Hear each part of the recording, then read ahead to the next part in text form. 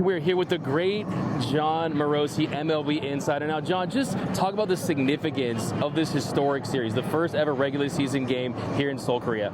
It's remarkable, really, and to your point, historic is the word, because it is the first MLB series here, but also because baseball is such a huge part of Korean culture, Korean sports culture.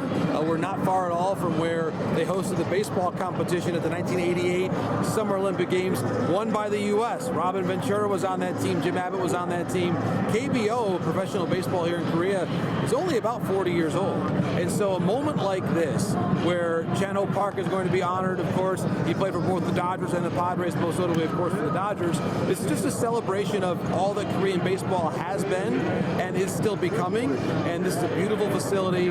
We've seen amazing fan support for both teams and the Korean national team as well, who of course, the Dodgers play here in a few moments. So it's just been a great experience all the way around. Yeah, when you look at the reception the Dodgers received at the airport with Ohtani and all the fans that were there. Yes, sir, they have their own dance squad and their own cheering section. Have you ever seen a rock star team like this early on in the season?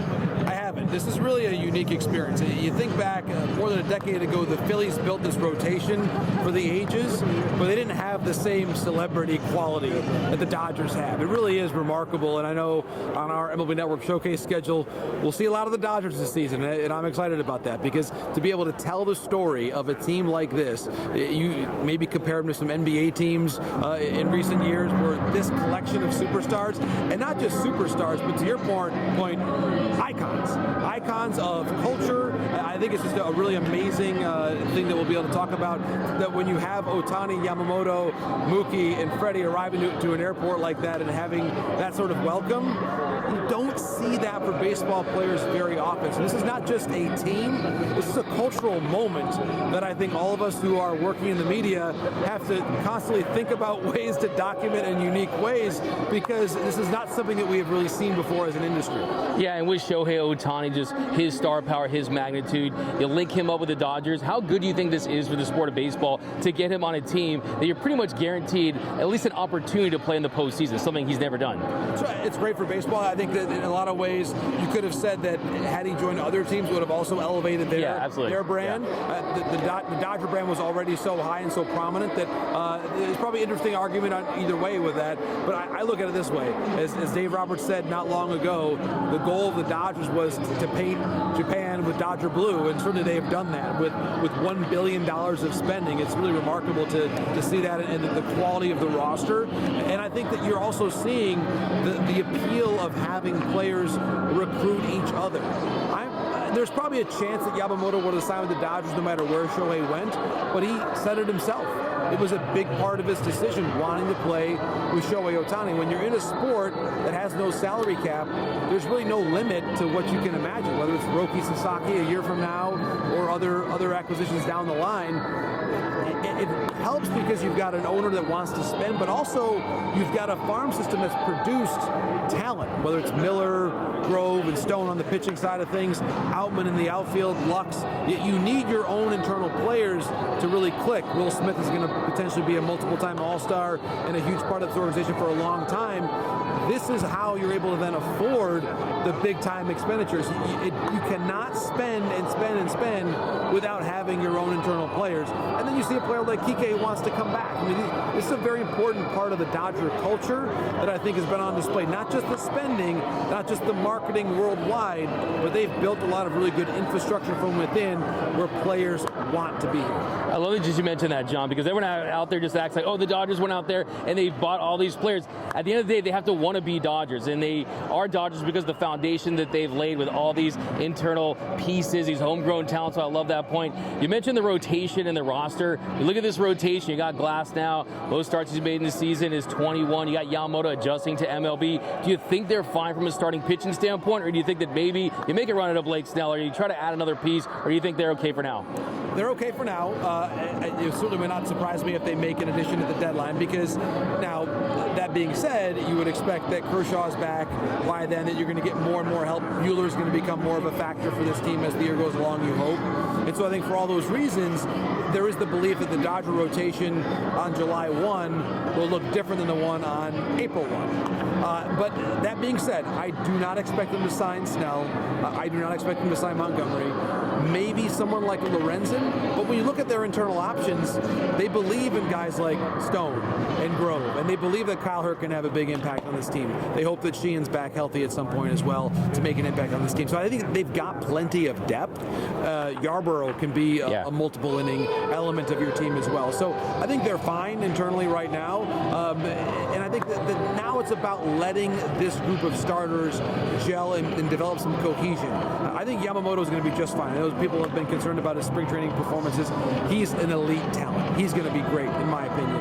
Just give him some time to adjust. And I think to that point, it would almost maybe upset some of the chemistry and just the ability for this team to settle in if we brought in more free agents right now. We're about to begin the regular season this week. So I think that they're fine right now, and they should be better than fine in the long term. And you point out Glasnow and how many innings he's typically thrown. If he does need a break, which his history suggests he may, that's right around the time that you expect Buehler and Kershaw to enter the equation. So they're fine right where they're at. And if they want to make a decision at the deadline based on where the health is of different pitchers, it's a different conversation. And I believe that it's much more likely that we see a trade then than we see a big-time signing now. Yeah, and you mentioned Yamamoto, and we saw during spring. I mean, he's filthy. The swing and miss, the splitter, world class. As far as the biggest adjustment for him to adjusting to the show, what do you think that would be, John?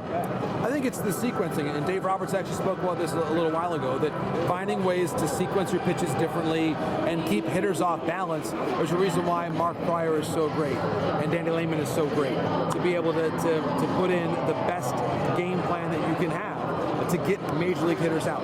This is not just a contest of stuff. This is a contest of up here and strategically arranging your pitches. You have to have a thought process and even maybe set up a hitter differently in the first at-bat to then be able to have a different pitch that gets them out in the 6th or the 7th inning if you hope that you're on the mound for that long. So that to me is the big question. How can Yamamoto implement what's already a great equipment that he's got and then find a way to maximize the stuff by thinking strategically and game planning with what we already know is a best-in-class, back-of-the-house work the Dodgers do with Mark Pryor, Danny Lehman, and the whole operation there. So I think they're gonna be just fine as a team overall, working together. Yamamoto with the pitch development. I suspect that by the time you get to June, and maybe even much sooner than that, I think that you have to have a grace period. You sign a contract that big, you make a big-time adjustment to a team with World Series or bust expectations. It's only human to take a little bit of time, and I think that he deserves truly a grace period to settle in.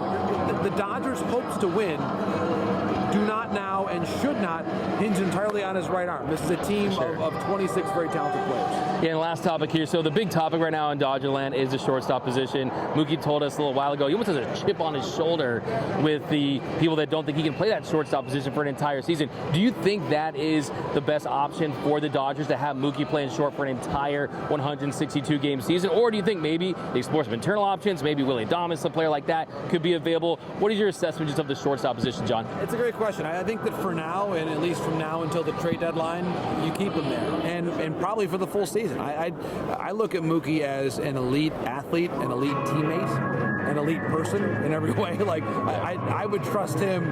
I'd put my name on him for a full season ahead of just about anybody else in the baseball world. I mean, what can't he do on a baseball field, Doug? So for me, I keep him there. I don't worry about him in the least. I think that they really have the luxury. Obviously, didn't work out so well with Gavin at short in spring training. Okay, move him over to second, a little more comfortable there. And then Mookie is to me an ultimate teammate who said, listen, I'll take, there was a lot of scrutiny on Gavin. I think it almost just helps Gavin settle back into second base. Mookie takes the responsibility on for himself. That's a really cool thing, for lack of a better and more advanced term to put out there. The ultimate team player. It's the ultimate team moment that Mookie did that for his teammate. So, and he's out here, I was talking to people on the grounds crew, like he was wanting to take additional ground balls and extra work to make sure that he was the best shortstop that he could be for day one. So he's an amazing competitor. I have as much respect for him as anybody in the sport. That's how I feel about Mookie Betts. Wow. So I'm thrilled for him to have this opportunity, and I trust him implicitly to do this for the 162. Yeah, like Andrew Friedman told me, never bet against Mookie Betts. But do you think the Brewers would consider dealing Adames, or is it something more at the deadline? Maybe. I'd be a little surprised if they made that move right now. And I think that if it was going to happen, it would have happened by now. Yeah. I really believe that. You know, could there always be that last 24 hours before opening day? Maybe. But I tend to think that they'll revisit that conversation in around the trade deadline time. Clearly the Brewers are open for business. They've already traded Burns. They've had a bit of a transformative offseason in a lot of different ways. So I'm sure they're still open to the conversation. I'm just not sure that we're going to see it happen right now, especially because if the Dodgers make that trade, they probably have to give up some of the pitching depth that they need right now. Yep, so for a lot of reasons, I don't see it happening. Never say never, but I would say check back with that conversation sometime in July. Absolutely. Well, the man that has answers to all of our questions, Mr. Jon Morosi. We cannot thank him enough for the time. Have a great time here in Seoul, man. Thank you so much for joining us here at Dodgers Nation. You as well. Always enjoy the conversation. Thank you so much. Thanks, John.